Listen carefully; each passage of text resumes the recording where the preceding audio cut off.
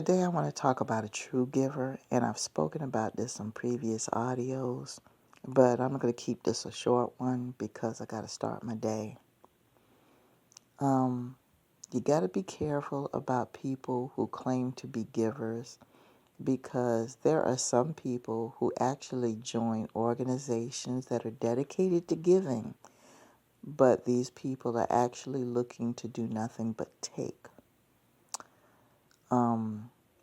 There are some organizations that are designed to give, but they actually have special programs in which if you join the programs and dedicate certain goods and services, they will provide a stipend or a grant to you for providing that good or service. Once that knowledge has become known, there will be people that will seek out these special programs or services for the sole purpose of obtaining that reward.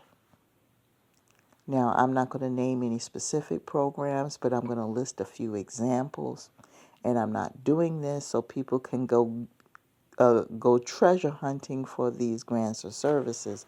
But I just want to show how people have the ulterior of motive of trying to take from a giving organization, because that's just another way of digging for gold, and really is going to bite you in the butt later on. It really is. If you choose to give, come from a place of purity when you do that, because it's going to get you in the end. Understand that when you choose to give, you cannot go into the mindset of thinking that you are going to get something in return from the get-go, because that's not the way to think.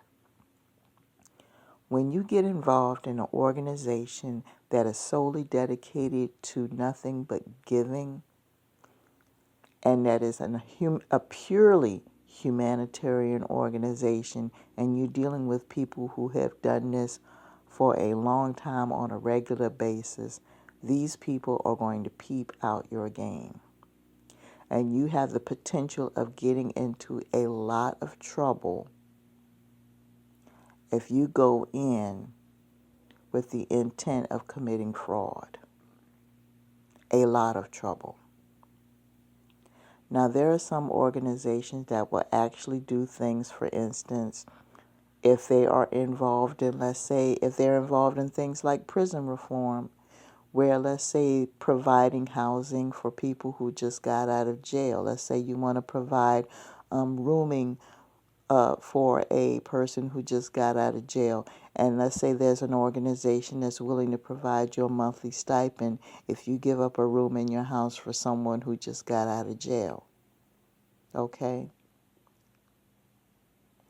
If you do it for the sole purpose of just getting a stipend, and they find out later on that you have not been abiding by all of the rules, or if you've not been abiding by all of the organizations, and you've been simply taking all of the money, you can get into trouble, legal trouble, with that organization.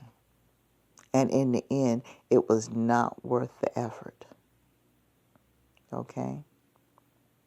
Another example could be a situation with, let's say you volunteered at a food bank.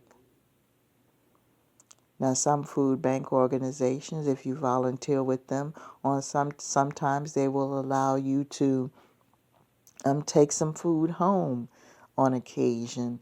If there's some extra at the end of a shift or at the end of a cycle, they'll let you take some extra food home. Let's say that they find out that you've taken some of the food and you've resold it to companies or whatever the case may be, and it's against policy, or you've done some illegal activities on the side. That's associated with the organization.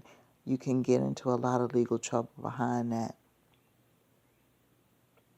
You have to be very careful if you are so-called giving and donating, and you are not on the up and up. If you have a giving spirit, you have to come from a pure place. you have to have your ducks in a row. Because now your name is attached to an organization. Okay? You have to have your reputation associated with them.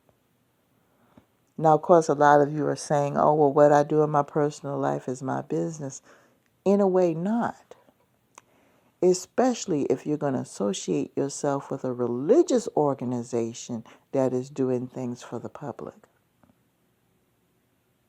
Now you've got your name tied to a religious organization that is doing humanitarian things for the public, such as maybe clothing the hungry or feeding the hungry or providing job services. Now you've got your name tied to this organization now.